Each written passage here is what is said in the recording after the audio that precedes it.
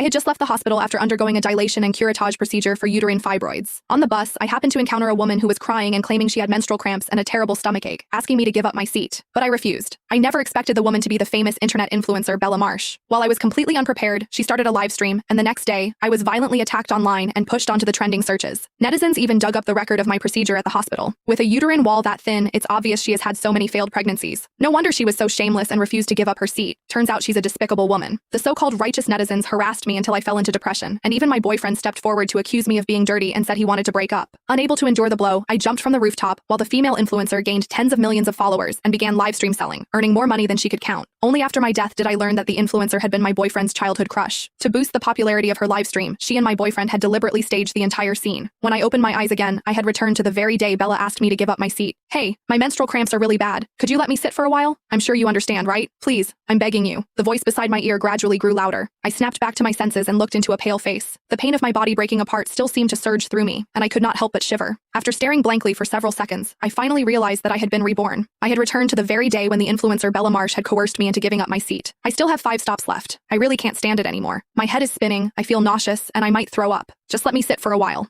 Otherwise, if I faint on the bus and delay everyone, that wouldn't be good. She staggered beside me, hunched over as she let out a muffled groan. The middle-aged women around us saw how pitiful she looked and noticed that I remained seated without offering my seat, so they began to speak up one after another. Girl, you can't be so selfish. She's almost doubled over in pain. You're so young. How can your heart be so vicious? If you refuse, then when she faints from the pain, you'll have to take responsibility for wasting everyone's time on this bus. Even my boyfriend, Felix Gray, who stood beside me, began nagging me. It's just giving up a seat. You're acting like it's going to kill you. You're usually generous and kind. Did something possess you today? You don't look sick at all. Get up already. In my previous life, Bella had begged me again and again to give up my seat, manipulating everyone to take her side. But I had just undergone a dilation and curettage procedure for uterine fibroids, and the doctor had warned me not to stand for long periods, so I refused her. Who would have thought that the elderly passengers on the bus would all accuse me of being vicious, while my own boyfriend would call me cold-blooded? I thought I would at most suffer a few misunderstandings. I never expected that the very next day I would appear on the trending searches. It turned out Bella had secretly live-streamed everything. She even encouraged her fans in the live stream to harass me online. Babes, I never expected a woman to show such hostility toward another woman. We're all women. We should be helping each other. If every woman with painful cramps met someone this selfish, what would happen? Netizens even dug up the record of my procedure at the hospital. She came to our hospital yesterday for a dilation and curettage procedure. If you know, you know. Someone claiming to be a nurse from a major hospital even posted a photo of my surgery consent form. The words dilation and curettage procedure stood out glaringly on the page. With a uterine wall that thin, it's obvious why she has had too many abortions. No wonder she was so shameless and refused to give up her seat. In an instant, the so-called righteous netizens tore into me like a swarm. I collapsed into despair and depression. The man I had dated for 5 years immediately stepped forward to declare that he had never slept with me and had never gotten me pregnant, loudly proclaiming that he refused to be someone else's backup and wanted to break up.